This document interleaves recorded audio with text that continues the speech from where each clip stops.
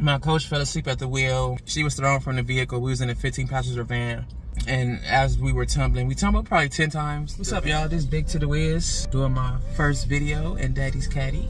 I'm about to try the Glizzy dogs, the 2 young twins that started the bacon hot dogs in Long Beach, California. This is my first video by myself, so I might have to get this to my baby to edit. I'm not sure yet how I'm gonna do, but hopefully it's good.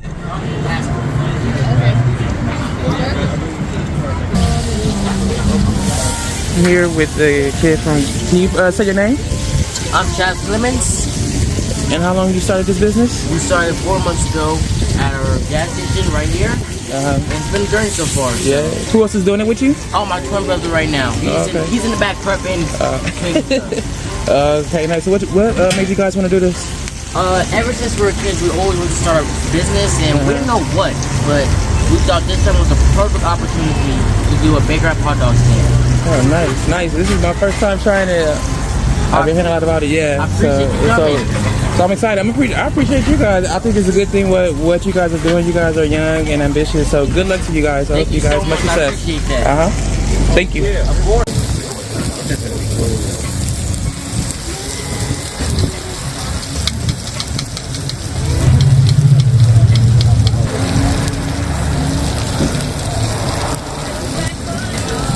You want to eat this right now, or are you going to wait? I'm gonna eat it in my car. I'm gonna do a video. Oh, sure thing.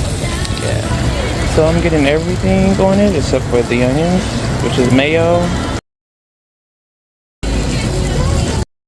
ketchup, a little mustard, and then go top it with some barbecue sauce. Y'all, all right, I'm back. About to try these Glizzies out first. Get some hand sanitizer to clean my hands. I'm gonna show y'all again the hot dogs. They smell delicious. Y'all see that? And I had to get some chips to go with it. And I don't normally drink soda, but today I'm trying Sunkist Strawberry Orange. Go ahead and clean that off.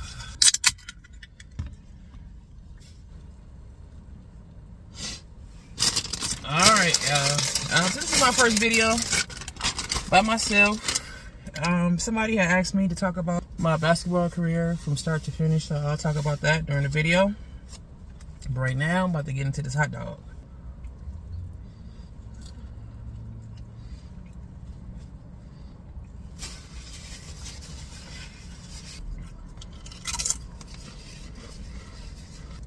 It's cooked really good. It's hot. It's fresh. A little bacon on it. Got a little crunch.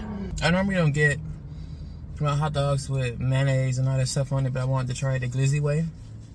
But it's actually really good. Has a lot of flavor. It's a big. I don't know if y'all seen this. It's a big ass hot dog. Yeah, let's go.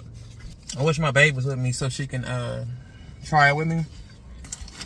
So I'll have to bring her next time. Also, I like to try food before I take her somewhere, because y'all know how she is. So before I get into my basketball story, I want to tell you about my stepdad. Me and my stepdad are extremely close. His ass is crazy. I'm gonna have to show him. I'm gonna have to put him on video one day for y'all. We're just having a casual conversation, and we end up talking about things that's going on in the world, people dying and different stuff like that. And he was like, I don't put more than $20 in my gas tank. And I'm like, why? He said, because if I die, I don't want nobody getting in my car and running out all my gas. What? His ass is crazy.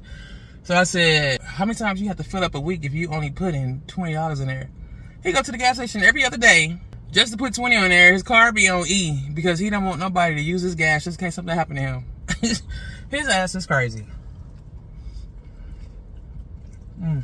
That's a good hot dog. So you guys didn't see in the video, of course, he thought I was 19.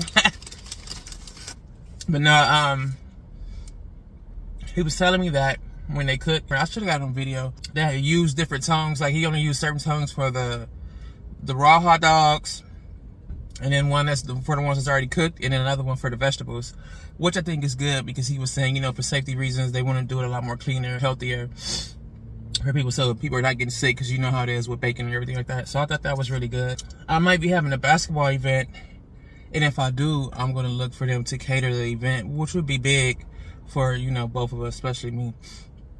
So that would be great. You know, I have to get it in the works and then email them or whatever.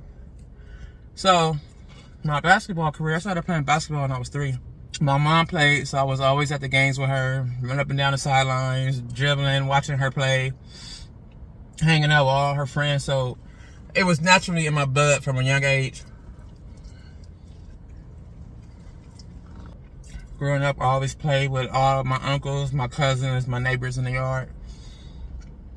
All guys. I played with all guys growing up. It wasn't too many girls in my neighborhood, so anytime I wanted to play something, I had to hang out with the guys. So I was playing basketball, football, baseball, anything you could name.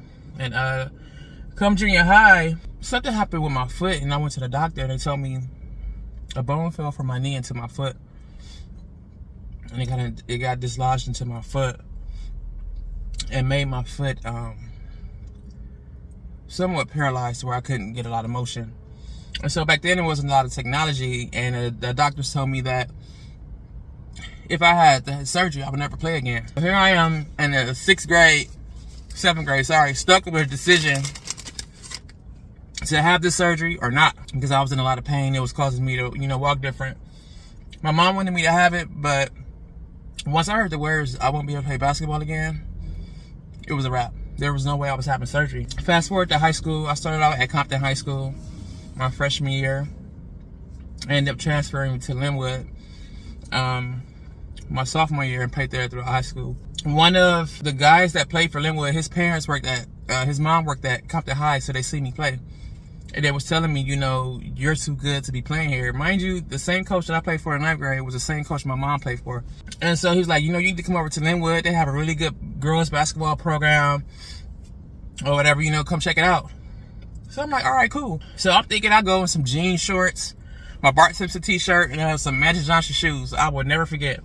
Thinking, you know, no way he's going to make me play today if I have on jean shorts. Lo and behold, the coach made my ass get out there, and I'm out there sweating in some blue jean shorts. But going into that practice, watching them, I felt like it was a college-ran team.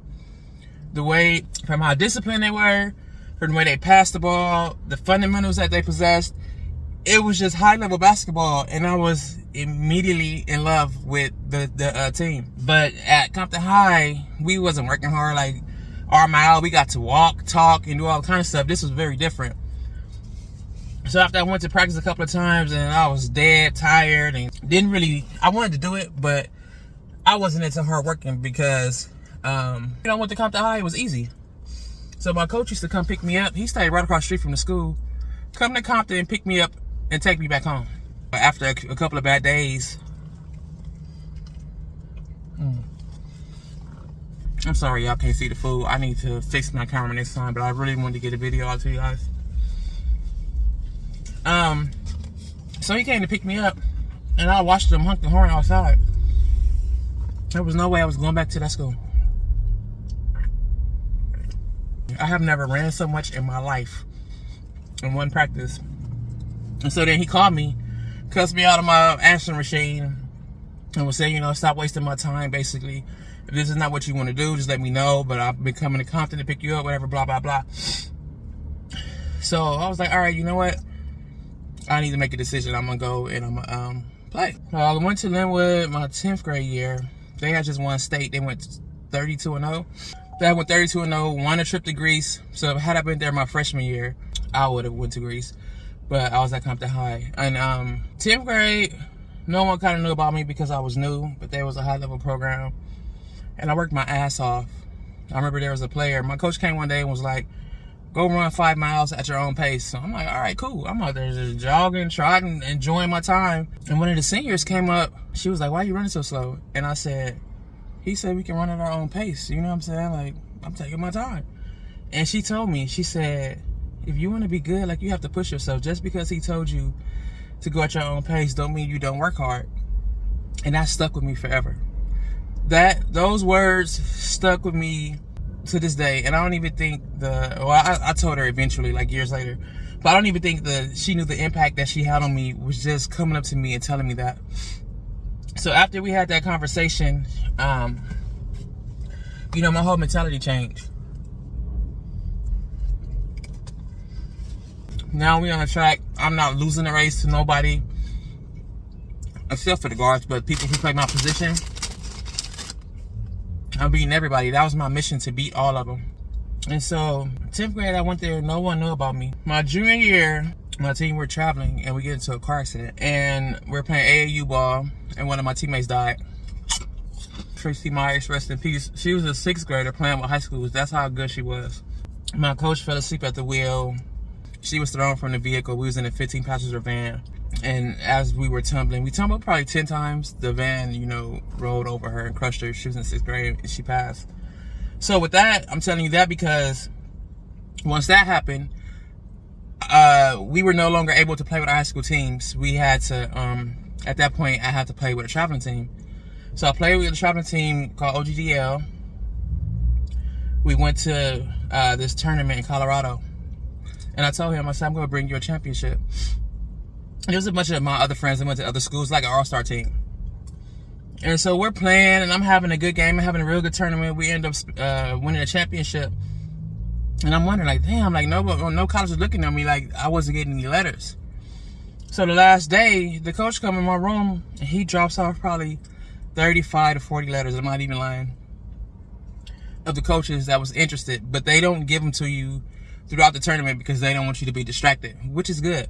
And I was blown away. Like, I was honestly blown away with how many colleges were interested in me. So going from 0 to now 20, 30 schools just from a weekend wanted me. Ultimately, it ended up being about 100 schools that were recruiting me. So that was, you know, a good process, being recruited by different schools. The school I wanted to go to was Tennessee with Pat Summitt.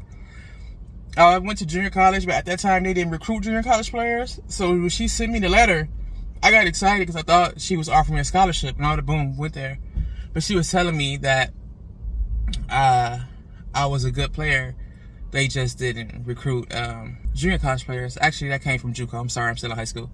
So, you know, I graduated high school. Now I'm like number 27th in the nation as far as high school players in my position. 14th on Dick Vitale. I go to junior college. By my sophomore year, I'm the number 2 player ranked in the country. Should have been number 1, but whatever. And then that's when I, you know, received the letters, even more letters from different colleges. I ended up ultimately going to Arkansas State. I was actually going to go to Georgia, but that story's for another day. University of Georgia. And then from Arkansas State, a couple of years out, I ended up in Houston Commerce Training Camp. And was there a couple of times in their training camp, played a couple of preseason games. And then I really didn't like the political side of it. I ended up getting cut. But basketball is very political, if you guys don't know. It's extremely political. Got me into coaching. I continued to play like little pro-am leagues here and there against, you know, other professionals. I had the opportunity to go overseas, but I don't like flying.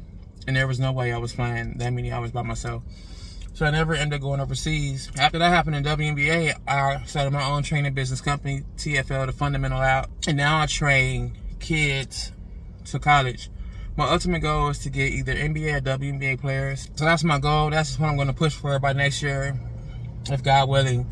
But I want to thank y'all for tuning in. Steph definitely is going to have to edit this. My first video.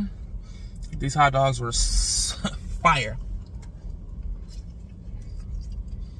And they also said that they made them $5 so that they can be cheap because a lot of other places, you know, charge a lot for the hot dogs, which I think is good. Those kids really got something going. A lot of people are supporting them. They get a lot of business. I'm surprised when I walked up, it was no one there. It's really great what they're doing, and I'm going to support them as much as I can. Thank y'all for tuning in. Big Wiz out. Peace.